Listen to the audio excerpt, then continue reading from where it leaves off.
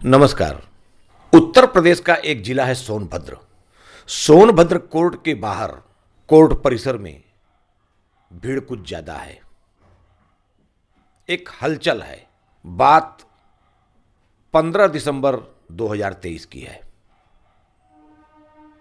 सुबह का 10 बजे और 10 बजे ही कोर्ट परिसर में भीड़ कुछ ज्यादा बढ़ गई। एक फैसला सुनाया जाना है और फैसला सुनाने वाले अपर सत्र न्यायाधीश एहसान उल्लाह खां हैं। एहसान उल्लाह खां आज समय से अपने कोर्ट में पहुंच चुके हैं और कोर्ट के बाहर आज भीड़ भी ज्यादा है।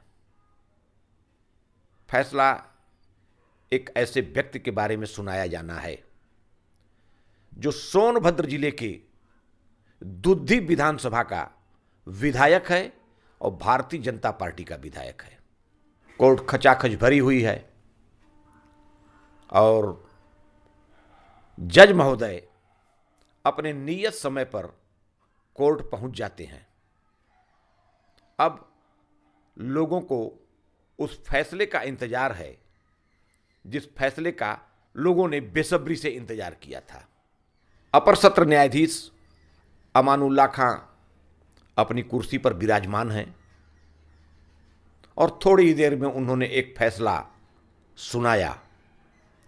फैसले में आरोपी को 25 साल की सश्रम कारावास की सजा, साथ ही 10 लाख रुपए का जुर्माना भी लगाया गया। आरोपी एक विधायक है, भारतीय जनता पार्टी का विधायक है और नाम है राम दुलार गोंड। ये सोनभद्र जिले के दुद्धी विधानसभा के विधायक हैं और इनके ऊपर एक बलात्कार का आरोप है। आज उसी आरोप के बारे में यह फैसला आना था जिसका दृश्य हमने आप लोगों को दिखाया कि कोर्ट, जज, लोगों की भीड़, आरोपी और फैसला। जब फैसला आता है 25 साल सश्रम कारावास की सजा और 10 लाख रुपए का जुर्माना, तो आरोपी जज के सामने गिड़गिड़ाने लगता है, उसके आंखों में आंसू आ जाते हैं। लेकिन जज साहब को न्याय करना था, वह एक न्यायाधीश हैं, जज की कुर्सी पर बैठे हैं। उन्होंने जो अपना फैसला सुनाया वह न्यायोचित था, इसलिए इस पर उस आरोपी के घड़ियालू आंसुओं का जज पर कोई प्रभाव नहीं पड़ता है और फैसला मुकर्रर कर दिया जाता है। आरोपी को पुलिस अपनी कस्टडी में ले लेती है और उसे जेल भेज दिया जाता है। अब आप लोग ये जानना चाहेंगे कि मामला क्या है, कहानी क्या है। कहानी यह है कि बात 4 नवंबर 2014 की है। 4 नवंबर 2014 को एक 14 वर्ष की लड़की अपने खेतों में काम करने के लिए जाती है। वो अपने काम में मशगूल है। प्रायः आप देखते हैं कि गांव में औरतें हैं, लड़कियां हैं, बहुएं हैं, वह निकल कर अपने खेतों में गुड़ाई, सोहाई ये सब करती रहती हैं।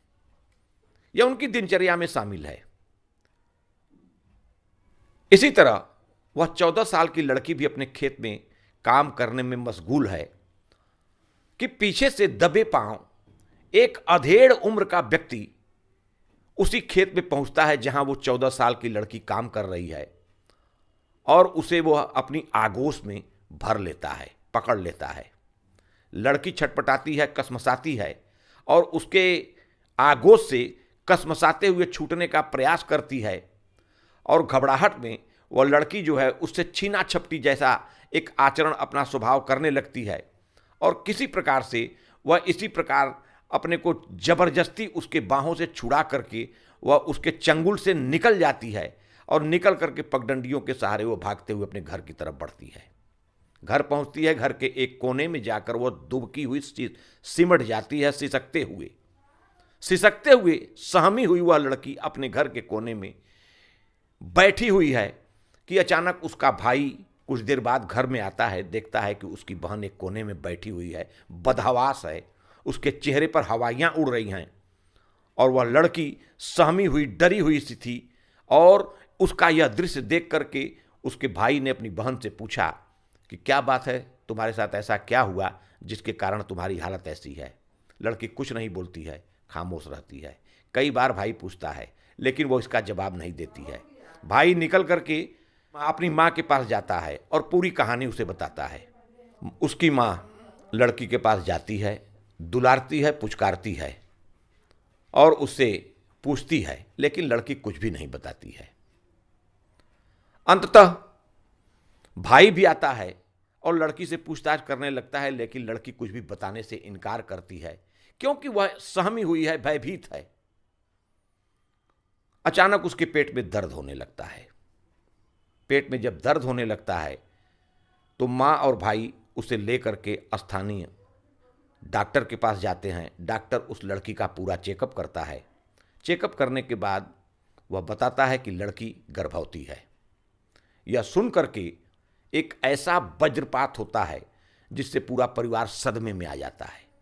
अब वह लड़की से पूछताछ प्रारंभ करते हैं, पूछने लगते हैं कि बताओ क्या हुआ तुम्हारे साथ।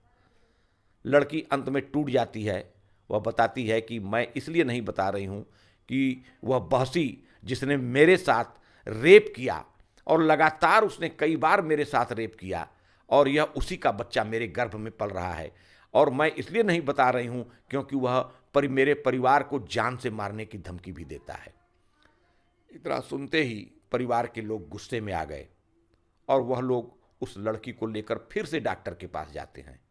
डॉक्टर से आग्रह करते हैं कि डॉक्टर साहब, लड़की का अगर एबार्सन हो जाए, यह इज्जत प्रतिष्ठा की बात है, अगर इसका एबार्सन हो जाता है तो आपकी बड़ी कृपा होगी।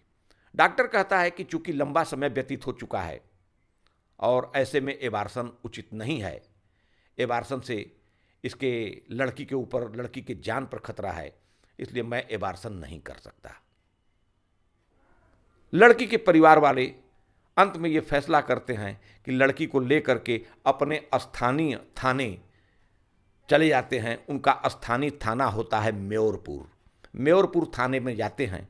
वहाँ पुलिस के समक्ष सारी कहानी को विस्तार पूर्वक वो रखते हैं, बताते हैं। लड़की अपनी पूरी कहानी पुलिस को बताती है। पुलिस उसकी पूरी कहानी सुनने के बाद एक मुकदमा दर्ज कर लेती है। मुकदमा पास्को के तहत दर्ज करती है। रेप का मामला है, पास्को एक्ट के तहत मामला मुकदमा दर्ज कर लिया जाता है और यह मुकदमा फिर प्रारंभ हो जाता है। 4 नवंबर 2014 को थाने पर यह मामला दर्ज होता है। 4 नवंबर 2014 की ही यह घटना है जब यह मामला थाने पर दर्ज होता है। इसके बाद और तारीख पर तारीख फिर पड़ने लगती है। चूंकि राम दुलार गोंड उस वक्त प्रधानपति था, 4 नवंबर 2014 तक राम दुलार गोंड की पत्नी शिवरतन देवी अपने गांव की प्रधान थी और ये प्रधानपति था। तो प्रधानपति होने के नाते इसका सामाजिक ताना बाना कुछ ऐसा था कि इसे स्थानीय पुलिस भी जानती थी, क्षेत्र के लोग भी जानते थे और ये प्रभावशाली व्यक्ति था। यह अपना प्रभाव दिखा करके पुलिस पर भी प्रेशर बनाने का प्रयास करने लगा। लेकिन चूंकि मामला, लड़की अगर गर्भवती नहीं होती तो शायद मैं समझता हूं कि पुलिस इसका टाल मटोल जरूर करती। चूंकि लड़की के गर्भ में एक बच्चा पल रहा था, अवैध बच्चा पल रहा था, लिहाजा पुलिस के सामने भी एक मजबूरी थी मुकदमा दर्ज करना। पुलिस ने मुकदमा दर्ज कर लिया था और यह मुकदमा चलने लगा। मुकदमा चलता तो रहा, लेकिन राम दुलार कभी भी इस पेशी पर नहीं जाता था। एक तरफ से एक पक्षीय उपस्थिति बनी रहती थी, तारीख पर तारीख पड़ती रही और इस तारीखों के बीच में पीड़िता और पीड़िता के परिजन प्रत्येक तारीख पर कोर्ट में जाते थे, अपनी उपस्थिति दर्ज कराते थे और अपने न्याय की गुहार लगाते रहते थे। लेकिन कोर्ट में यह मुकदमा चल रहा था, इस दौरान राम दुलार गोंड कभी भी उस जगह कोर्ट में पेश होने नहीं गया, कभी भी कोर्ट में नहीं जाता था, जिसके कारण मुकदमा एक पक्षी ही चलते हुए आगे चल रहा था। यह मुकदमा सोनभद्र के न्यायालय में चल रहा था, सोनभद्र जनपद के न्यायालय में चल रहा है। लेकिन 2022 आने के बाद 2022 में राम दुलार को भाजपा दुद्धी विधानसभा से अपना प्रत्याशी बना देती है। और जब दुद्धी विधानसभा से प्रत्याशी बनाती है, इसके पहले ही थाने का विवेचक इस पूरे मामले पर अपनी फाइनल रिपोर्ट लगा करके इसे न्यायालय में पेश कर देता है और मामला न्यायालय तक आ जाता है। पुलिस की पूरी रिपोर्ट न्यायालय में सबमिट हो जाती है। राम दुलार गौड़ 2022 में चुनाव लड़ता है और भाजपा की लहर है, भाजपा की लहर में वह विधायक बन जाता है। समाजवादी पार्टी के प्रत्याशी, वहाँ के कई बार के जीते हुए प्रत्याशी विजय सिंह हैं समाजवादी पार्टी के, उन्हें राम दुलार गौड़ 2022 के चुनाव में 6,297 वोटों से हराते हैं, परास्त करते हैं और विधायक बन जाते हैं। इनके विधायक बनते ही अब ये कोर्ट का मुकदमा, इस पीड़िता का मुकदमा सीधे एमपी एमएलए कोर्ट में चला आता है, क्योंकि अब राम दुलार गौड़ विधायक बन चुके हैं। तो विधायक बनने के बाद एमपी एमएलए कोर्ट में ये मामला आ जाता है और एमपी एमएलए कोर्ट में जब सारी सजा को, सारे एमपी एमएलए कोर्ट में जज पूरे मुकदमे को क्रमवार तरीके से इसकी विवेचना करते हैं, इसके एक एक बिंदुओं पर नज़र दौड़ाते हैं, तो यह पाते हैं कि राम दुलार गौड़ दोषी है और इसने बलात्कार किया है, यह बलात्कार का आरोपी है, अतः इसे सजा मिलनी चाहिए। आज मैंने जिस घटना का जिक्र किया, 15 दिसंबर 2023 के पहले 12 दिसंबर 2023 को ही जज महोदय ने फैसला लिख करके इस फैसले को सुरक्षित कर लिया था और पुलिस को निर्देश दिया था कि आरोपी को पुनः जेल में अपनी कस्टडी में लेकर जेल भेज दिया जाए।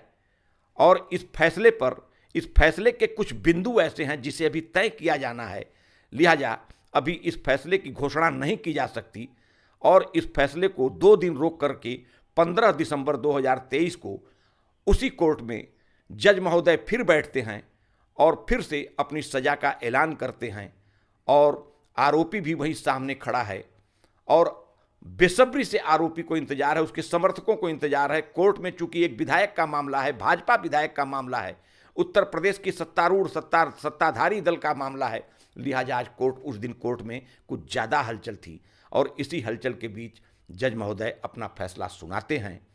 25 साल की सश्रम कारावास की सज़ा और 10 लाख रुपए का जुर्माना। 10 लाख रुपए का जुर्माना इसलिए सुनाते हैं कि इस 14 साल की लड़की के गर्भ से पैदा हुई एक बच्ची, उसके जीवन यापन, उसके पुनर्वास के लिए यह 10 लाख रुपए और आरोपी को 25 साल की सश्रम कारावास की सज़ा, कठोर सज़ा इसे दिया जाना ही न्यायोचित है। और इस तरह से जो है आरोपी राम दुलार गौड़ को, जो कि भाजपा का विधायक है, उसे 25 साल की सश्रम कारावास की सज़ा मुकर्रर हो जाती है और वह जेल भेज दिया जाता है। अब सवाल ये उठता है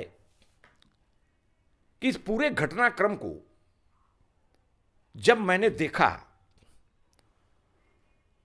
तो मेरा दिमाग उस जगह गया। 4 नवंबर 2014 को यह मामला पुलिस के संज्ञान में आया, एफआईआर दर्ज हुई और तब से राम दुलार गौड़ आरोपी है, एक अपराधी है, उसके ऊपर बलात्कार का जुर्म है और बलात्कार के जुर्म में वह जेल भी गया और फिर तब से वह जमानत करा करके बाहर है।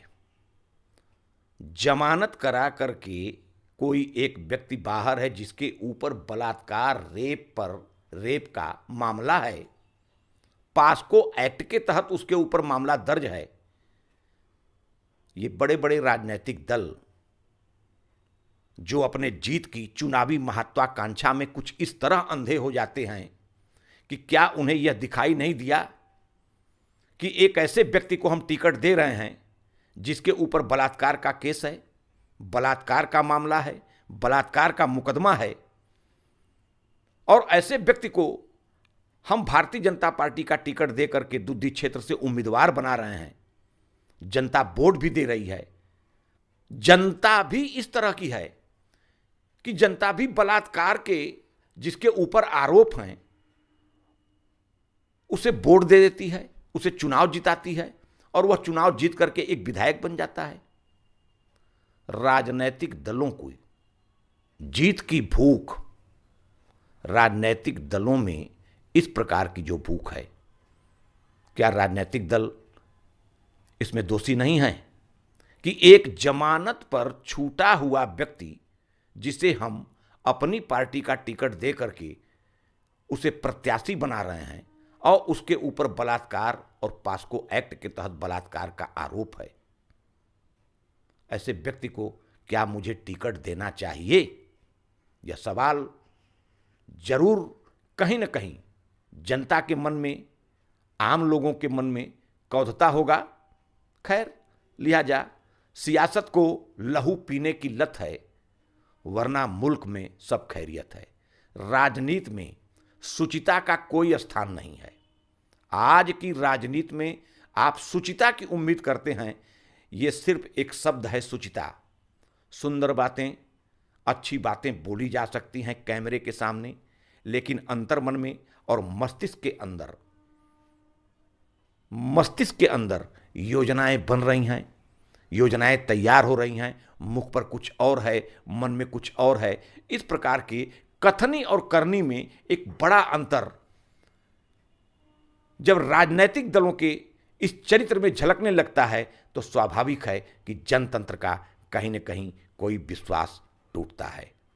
तो आज इस छोटी सी कहानी के माध्यम से मैं इतना ही बताना चाहता हूं कि एक प्रभावशाली व्यक्ति जो प्रभावशाली बनने से पहले ग्राम प्रधान का पति है और इसी दौरान वह बलात्कार करता है, पुलिस में उसके खिलाफ मुकदमा दर्ज होता है, वह जेल जाता है, जमानत करा के बाहर आता है, उसके ऊपर बलात्कार का आरोप है और राजनैतिक दल न जाने किस चश्मे से उसे देखते हैं कि उसे दुद्धी क्षेत्र का, दुद्धी विधानसभा का एक अपना प्रत्याशी बना देते हैं और जन दायित्व का पूरा जिम्मा उसके कंधे पर डाल देते हैं। वह जनता का न्याय करेगा, एक बलात्कारी। ये सवाल आप लोगों के सामने है, आप विचार करें, आप सोचें कि राजनीतिक दलों में अब कितनी शुचिता बची हुई है। तो आज बस इतना ही। थैंक यू, धन्यवाद, सादर नमस्कार।